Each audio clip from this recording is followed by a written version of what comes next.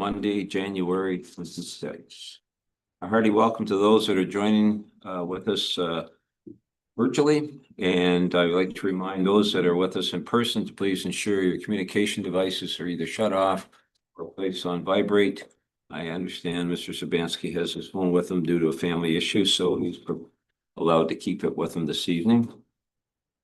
The meeting will be streamed live and recorded for public viewing on the town's YouTube page.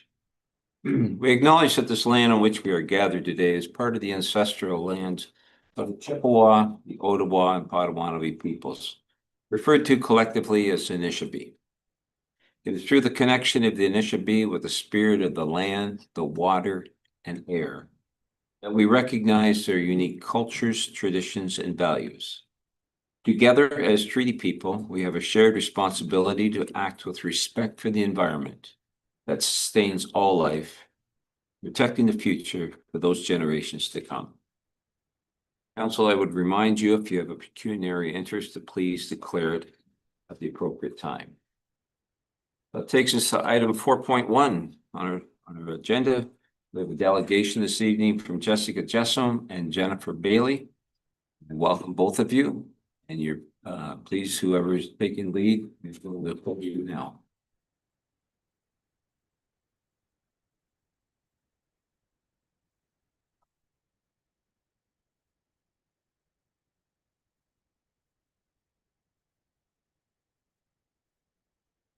Click over. Yes. Thank you, everyone. I am Jennifer Bailey. I'm here to speak this evening on biosecurity agricultural wash base policy, classification standards, and zoning implications.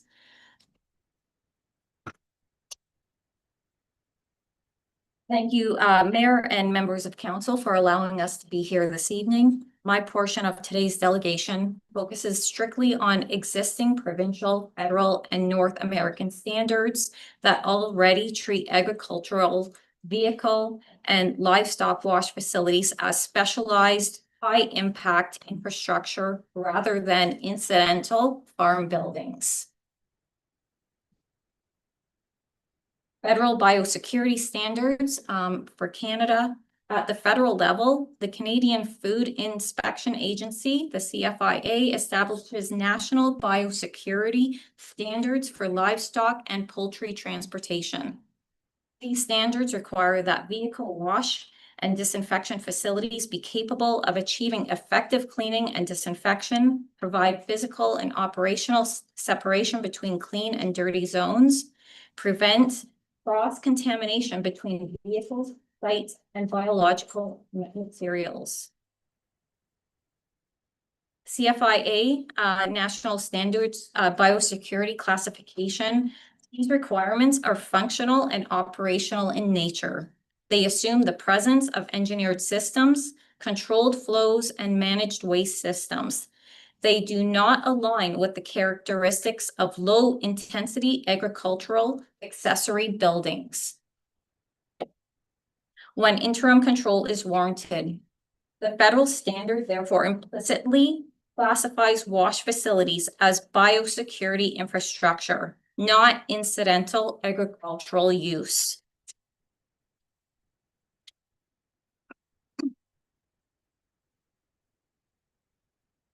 Provincial Ontario framework relevant to wash facilities. Ontario already applies capability-based planning tools when agricultural activities generate off-site impacts.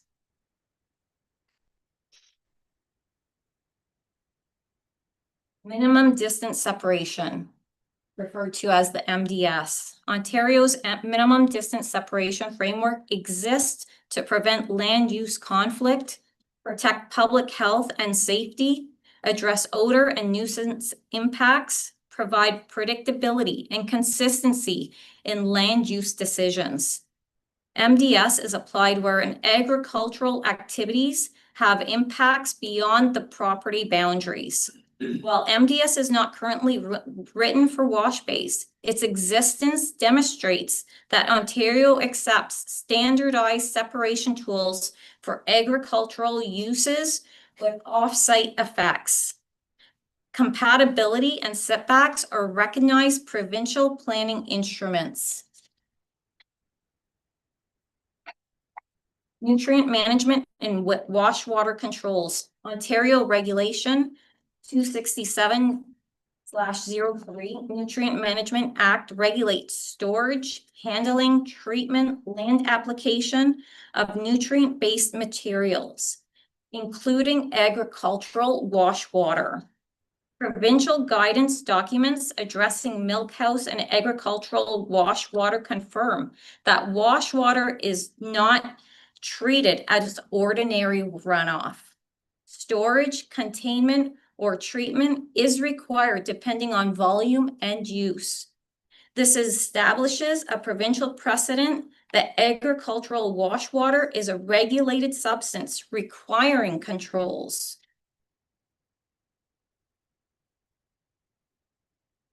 Canadian Facility Design Standards. Industry and environmental regulators across Canada and the United States publish specific design guidance for livestock and truck wash facilities. Examples include provincial pork and livestock organizations that specify clean, dirty separation, traffic flow design, pull-through or controlled circulation layouts, require permits for livestock truck wash facilities, set wastewater volume thresholds triggering regulatory oversight. These standards are applied because wash facilities generate large volumes of contaminated wash water, concentrated vehicle movement, potential biosecurity, and environmental risks. Across jurisdictions, wash facilities are consistently treated as standalone operational uses, not as incidental structures.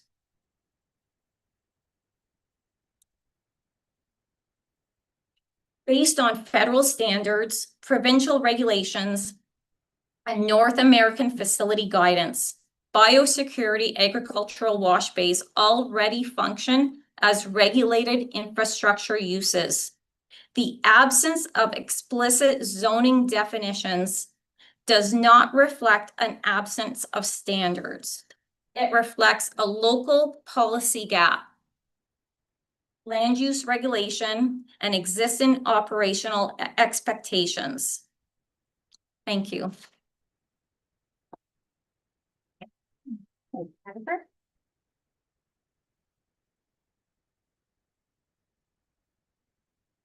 Good evening, Mayor, members of council and staff. My name is Jessica Jessam. My portion is going to address how existing planning policy frameworks apply to biosecurity agricultural wash bays using only adapted policy language and planning logic.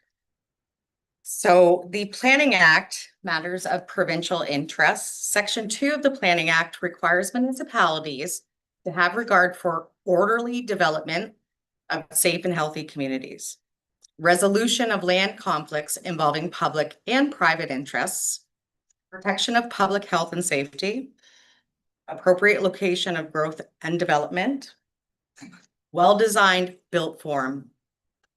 Biosecurity agricultural wash bays involve heavy vehicle traffic, mechanical systems, significant water use, contaminant handling, and extended operational periods.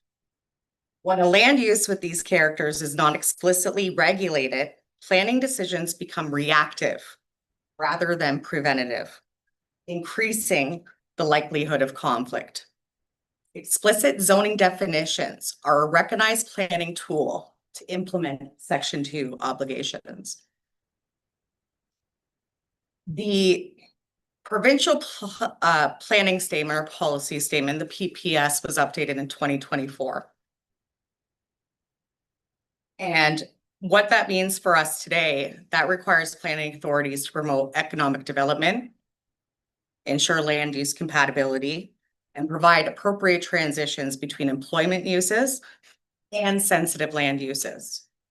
Biosecurity wash bays support agricultural employment, but function operationally as employment supporting infrastructure, not low impact farm buildings.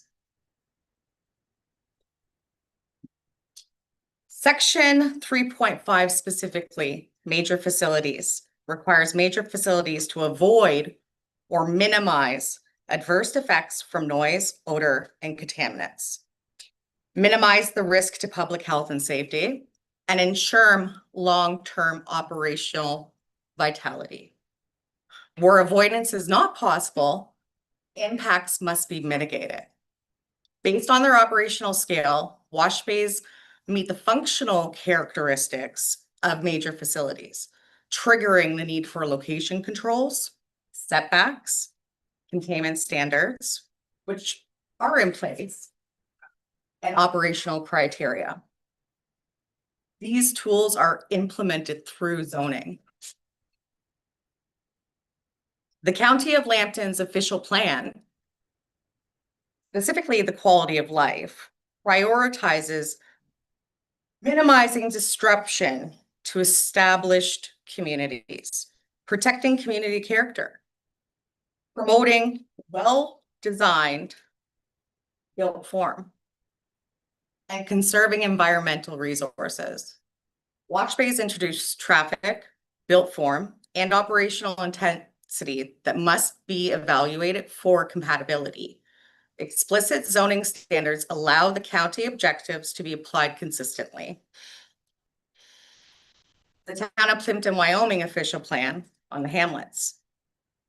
The town's OP defines hamlets as unserviced rural communities, areas with limited permitted uses, areas requiring strong compatibility controls. The policies required the discouragement of incompatible land uses, increased setback or buffering when necessary, and the demonstration of servicing adequacy. Because wash bays involve water supply and wastewater management, heavy vehicle access, and mechanical systems, without explicit zoning criteria, there is no consistent planning mechanism in place currently to apply these policies.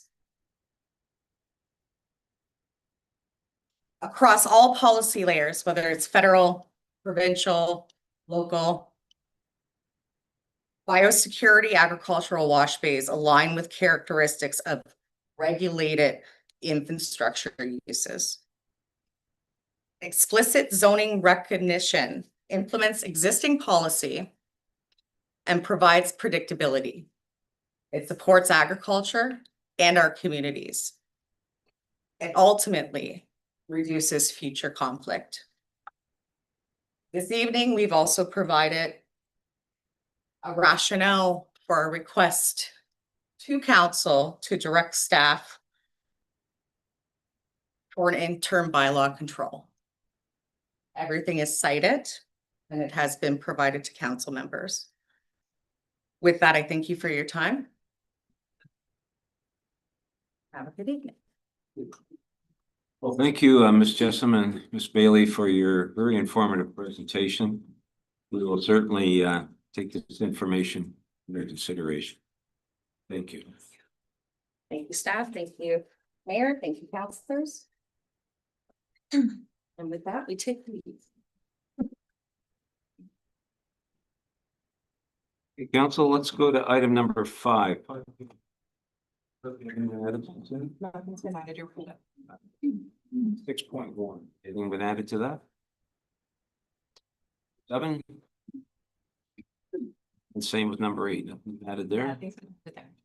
All right, let's go to item number 9. I have a motion by Councillor Vasey, second by Councillor Bolgen, that correspondence items A to C related to recommended reading and routine approval and information items not otherwise addressed by resolution be noted as received by the Plympton-Wyoming Council and filed accordingly. Council, anything that you'd like to pull or direct on item 9.1? Hearing none, call for the vote. All those in favor? That is carried. New business related to planning, beginning on my left. Well, that, anything? Sure. Dr. Van Claveren? Nothing this evening, sir. Deputy? No, sir. Am I right? Councilor Rodriguez? Thank you. I'd like to know that Allen Developments is no longer Allen Developments or Blue Point. Blue Point Lookout is what it was called. It's now called Huron Heights. Huron Heights. You already have it here in I high. was gonna say, we I'm don't. pretty sure it says Huron Heights. On the big sign. That's out in Blue Point area. Yep, and they sold their first home in 16 years. Okay. So let's start. You got the condo one? Yes, Good, good to know. Thank you. and the worst it comes, they sold their first home. Awesome. Sacrifice. Yes, I think they sacrificed it. They dropped the prices quite a bit. All right, Councilor Basie, anything from I you? have nothing, Beckett. Councilor Bojan? Nothing planning related, thank you. All right, I have nothing other as well under new business. So I have a motion by Councilor Van Claveren, seconded by Councilor Rolbett. Council move into an in-camera meeting of council pursuant to section 239 of the Municipal Act 2001 as amended for the following reasons. Item A, solicitor client privilege, section 239 bracket 2 bracket F. Advice subject to solicitor client privilege, communications necessary for that purpose. All those in favor? That is carried. So those that are joining with us virtually, thank you very much for your time. We'll be going in camera, coming back out later to close down for the meeting. You guys. Pat.